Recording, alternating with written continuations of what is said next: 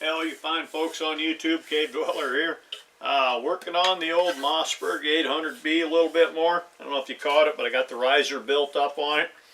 Last few days I spent glass bedding it. Those videos, YouTube, hey, they get down on modifying firearms, so that's over on my Patreon page. Sorry folks, that's the way it is. Turned out really well. I got 100% coverage where I need it. The thing is rock solid in there.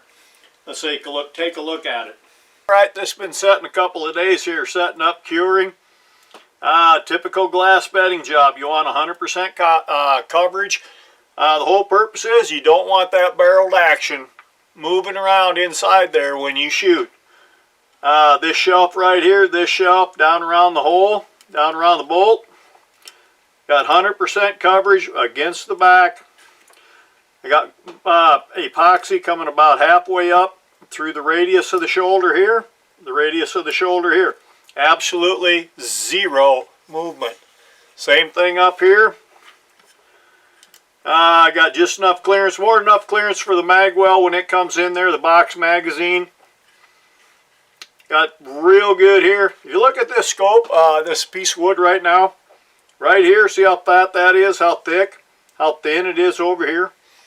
That's mass producing on a cheaply made rifle. Just the way it is.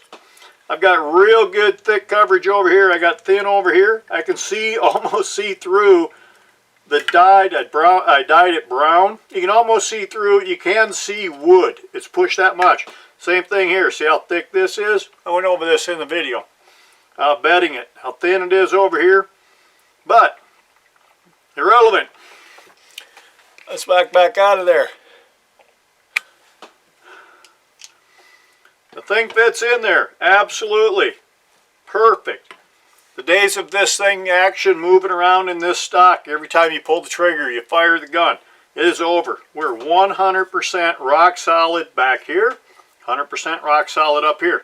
Takes a little bit of wiggling to get it out. It comes straight up. Nice and smooth. Stand back up. Just like when I mix the epoxy, I over-guesstimate everything. When I put it in here, I over-guesstimated it. Right there would be about 1 inch of the barrel. I got about 3 inches. From side to side, when he lost the complete, I'm about right there. I have full coverage there. And then it tapers down there, tapers down the right, the left. 3 inches, I'm going to leave it. If some odd reason I think that there's we need to back it off to that 1 inch where you need that critical support on that log, we'll grind it out. We'll find out when that day comes. Anyway, I've got 2 coats, True Oil on this. I'm going to put another one on there, which is nice to let them set.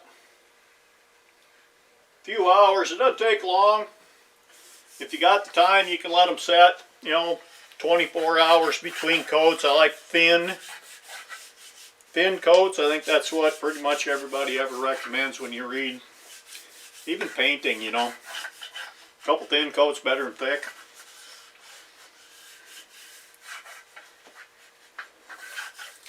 I'd like to get one more coat on it. I think I'll do that before I go to work tomorrow. And I got a road trip coming up the day after that. So I'm not going to get down on a shooting range for a while. If I don't see you between now and then, we're coming up on Christmas. I wish you all a very Merry Christmas. Happy New Year. Best of wishes, you and your families. Hope you get to spend it with your families. So many places like to make people work on Christmas. That's wrong. Just wrong.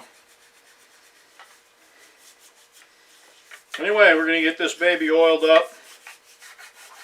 Gonna let her set. I'm going to put the Toyota into the wind heading west. I got one more day of work. I got 5 days. I get to go out and I come back. I hope I got some really good footage for you. And enough meat to keep my freezer full for a while.